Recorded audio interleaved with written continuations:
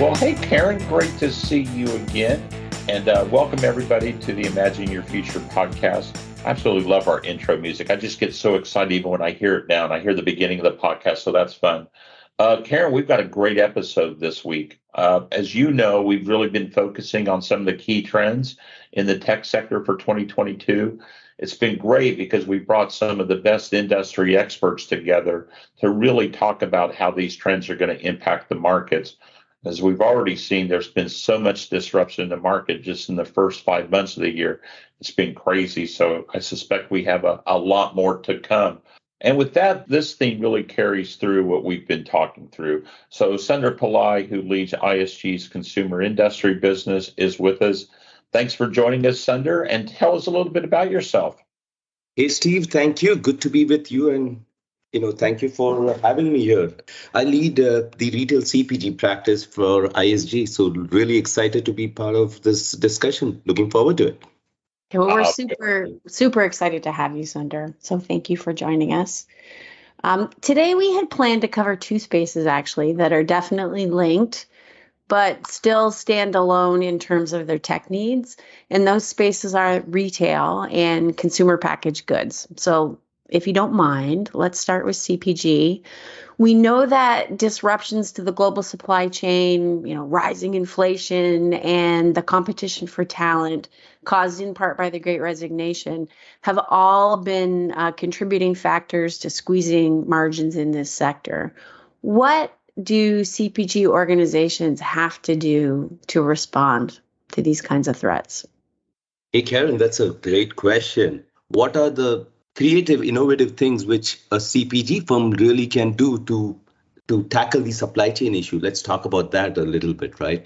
I think one of the key things which they are doing, and we are helping our clients do that as well, is optimization, getting visibility into where in the journey map, in the global map, your supply is stuck and how do you really get visibility into it? So think of it as a single pane of glass. I'm simplifying or oversimplifying it, but that's really what CPG firms are today wanting to have, a single pane of glass which will tell them where their shipment is, what the delay potentially is, and how quickly can you notify your consumers? Because end of the day, the business we are in, it's all about expectation setting in some way, shape, or form.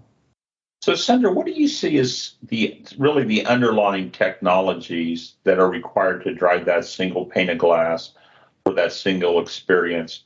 I know that's been the nirvana in so many organizations, manufacturing, life sciences, pharma. It's sort of a really ongoing challenge, but how do you think CPG, companies deal with that challenge?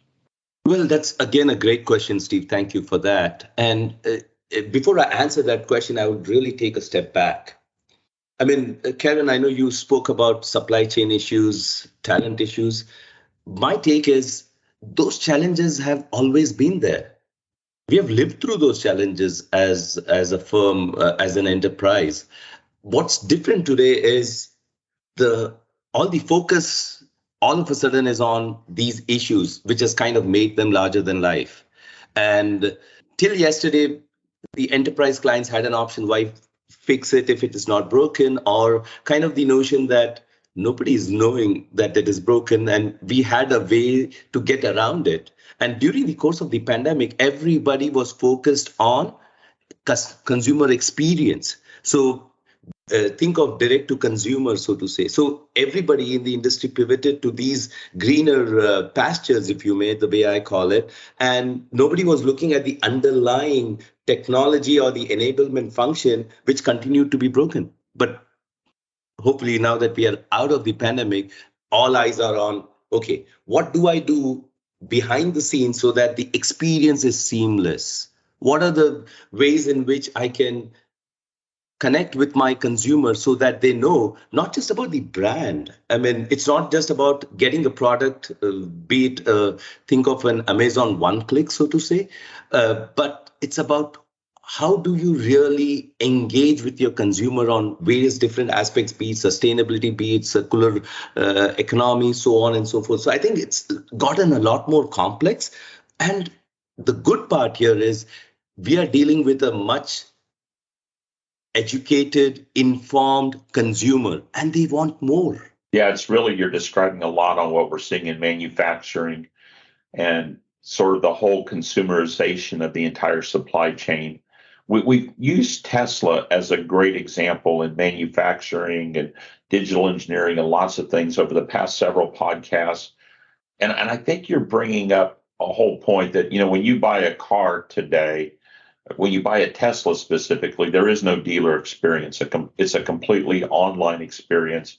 Now, Tesla clearly didn't have years of legacy experience at connecting, directly with the consumer was always part of their model. But when you think of any of the CPG firms, having that level of customer connect would be, again, the holy grail of what they could do, knock out the distribution channels, some of the other things that they're doing.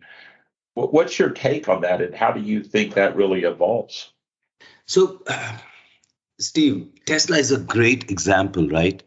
I mean, it kind of oversimplified using technology as an enabler as to what is the configuration of your car, and as much as you add more function features, what is the delay from a timeline standpoint? When will the car be at your door?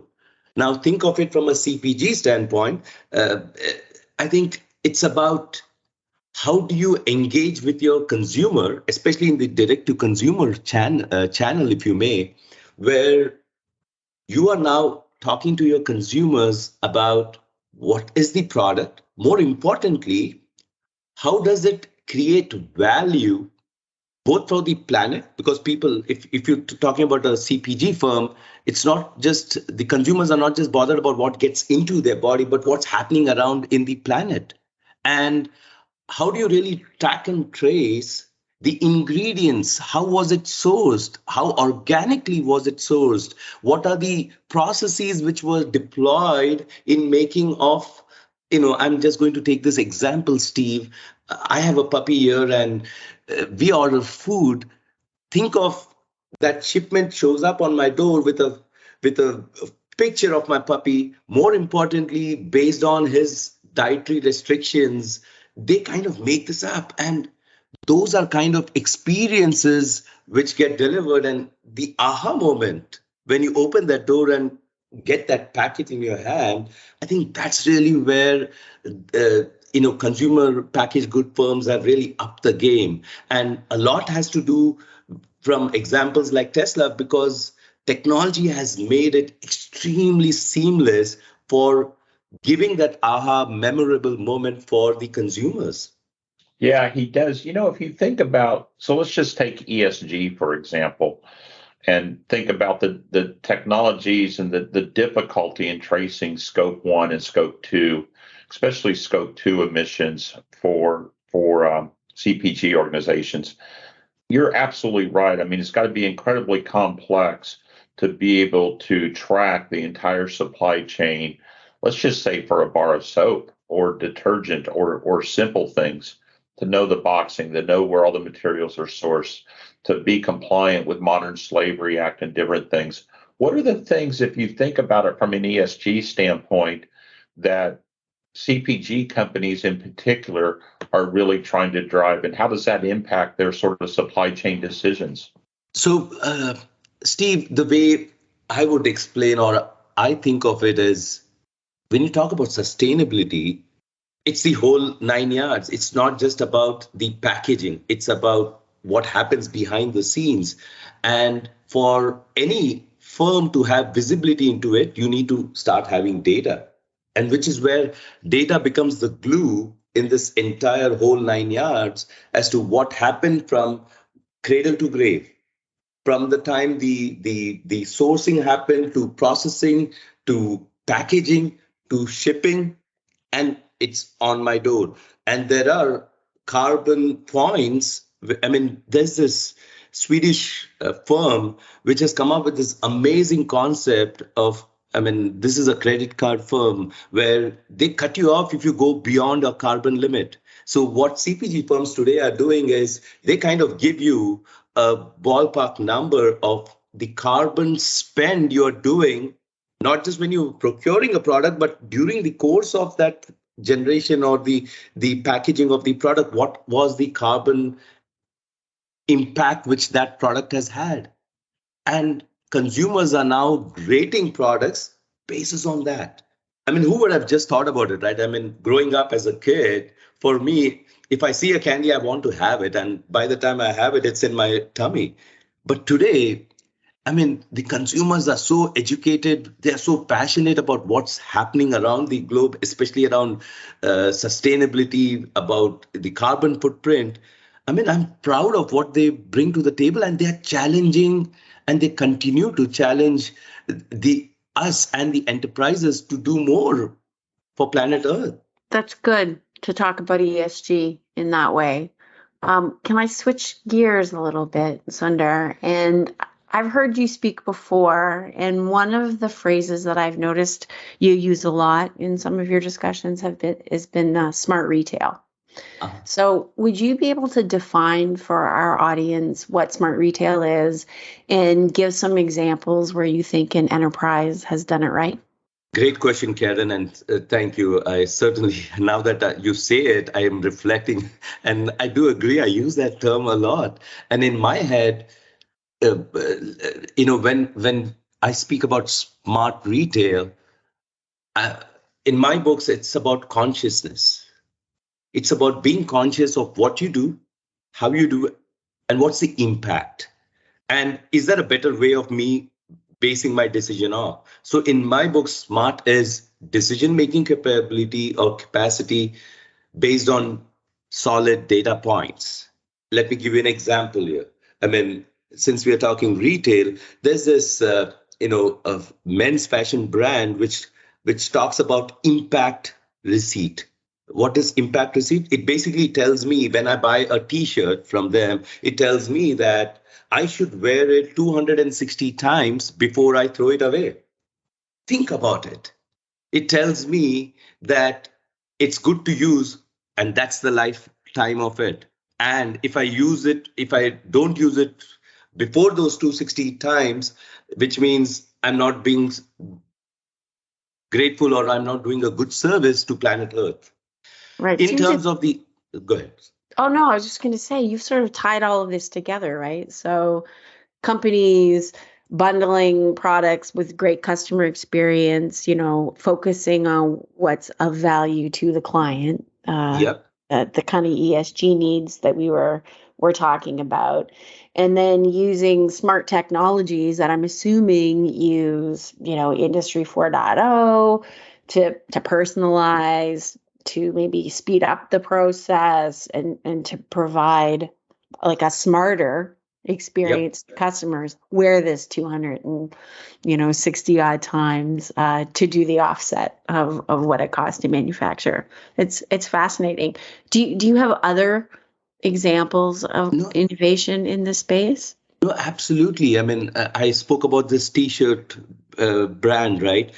Think of if I have visibility into how much water, how much energy was used during the production.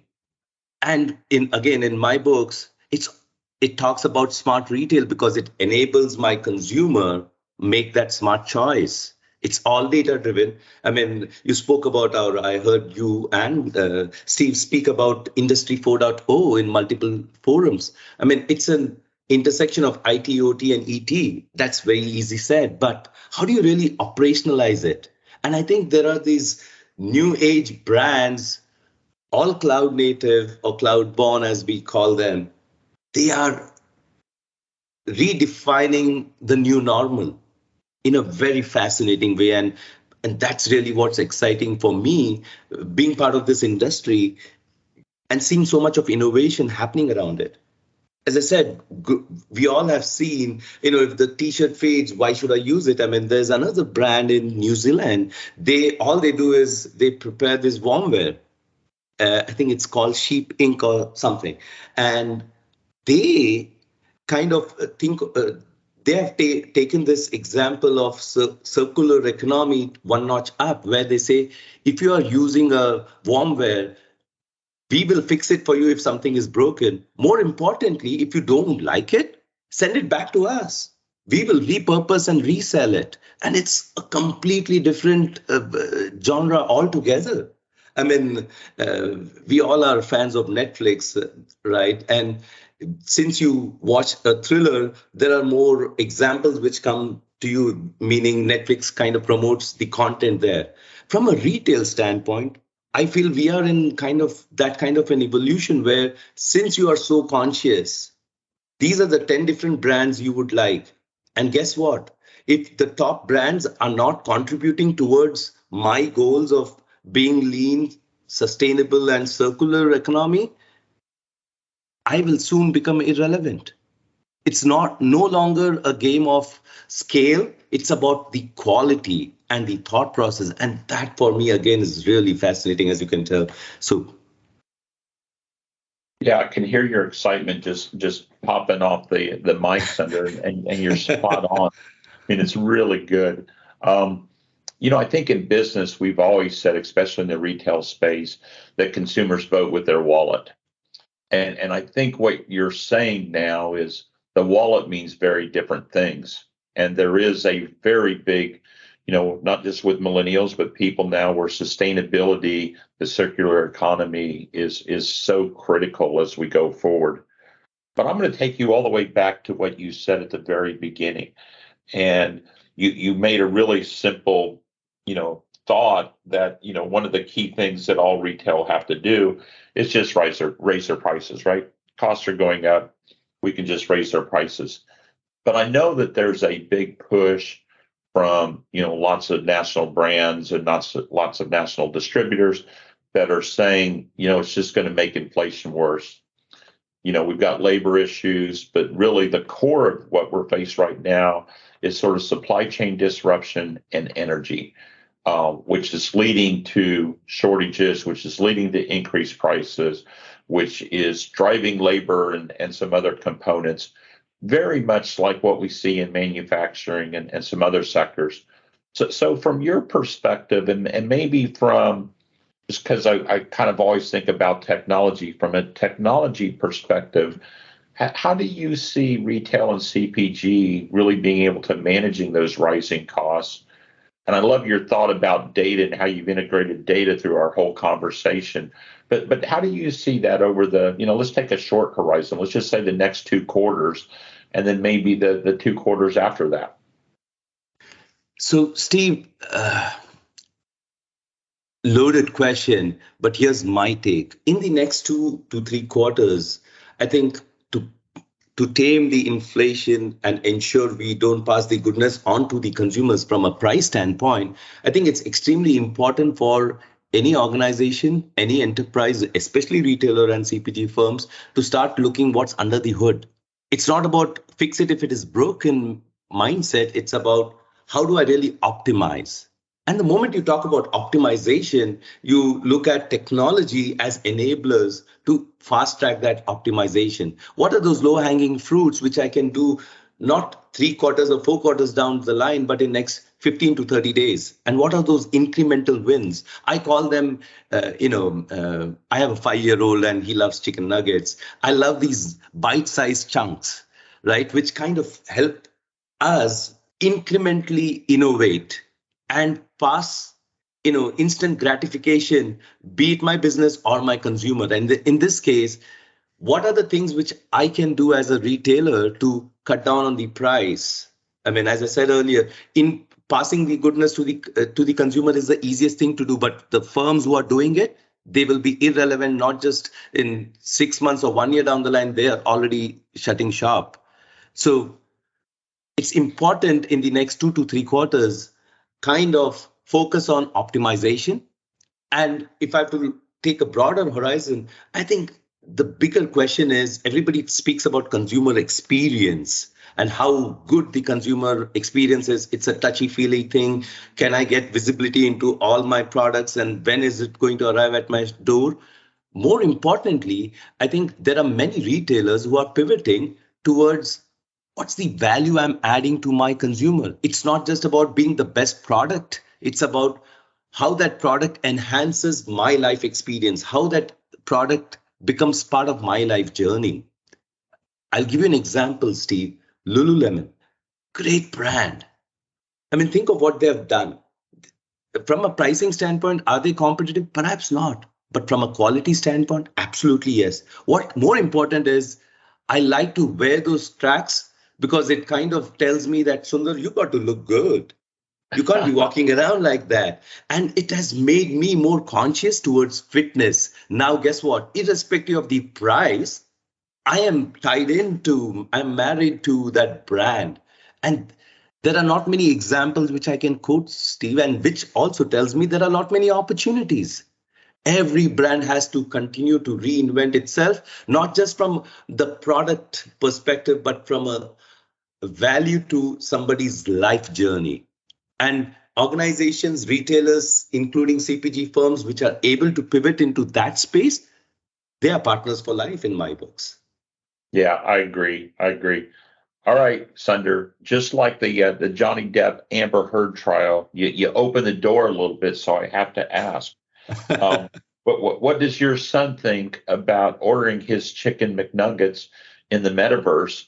And do you let him? Is he on Roblox? And could he imagine going to the Van store and then ordering chicken McNuggets, and you get a knock at the door with your instant delivery of your chicken McNuggets at your home? So it's interesting you asked me that question. He is 5 years old, by the way. And one of the things which we did this weekend is I kind of he sees me drive and he's like, Dada, can I drive? I'm like, no, you got to wait like 15 more years or whatnot. And he's like, next morning he wakes up, he's like, can I drive today? Am I 15 years old? So I just could not say no to him. So I said, you know what, wear this gear.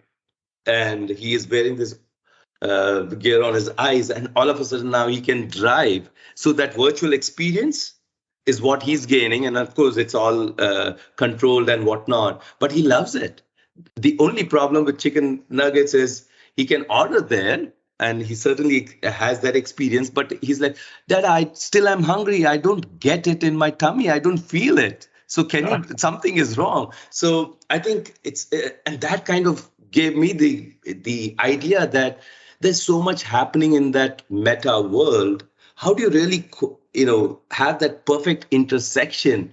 How can, when my son orders chicken nuggets in the meta world, how can it show up on my door? And of course it does. I think that's a very fascinating world altogether. And the fact that even a 5-year-old is hooked up to it tells you that it's the next greener pasture. Of course, it has to have its checks and balances. We all get excited with that shiny object, as one would say, but it's important for us to know where the boundaries lie, because all of a sudden this can become extremely creepy, right? I'm thinking something and it's like that Aladdin experience where my wish is your command. And all of a sudden something shows up on my door, or some actions happen, or someone is giving me unsolicited advice. I think it's a very thin line between creepiness and keeping your customer engaged and excited for that aha moment, Steve. That's a great perspective. I wouldn't have thought of that. I would have thought that, I wasn't able to get one, but that is good. Sunder, this has been just brilliant. Great conversation. Thank you so much. Karen, anything you want to add? No, I've got stuff always to say, Steve. So to our audience, if you liked what you heard today, you can hear more from the Imagine Your Future team by accessing our website at www.isg-1.com/podcasts, or by subscribing wherever you get your podcast content. Sunder, Steve, and I would like to thank you for your participation on the pod today. It was a great conversation. And I hope that you, as well as our listeners, don't hesitate to send us a note, make a request for future topics, and, come back soon. Thanks, everybody.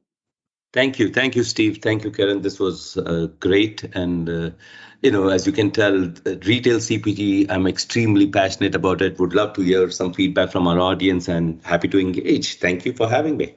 That's wonderful. Thanks so much. Bye, everyone.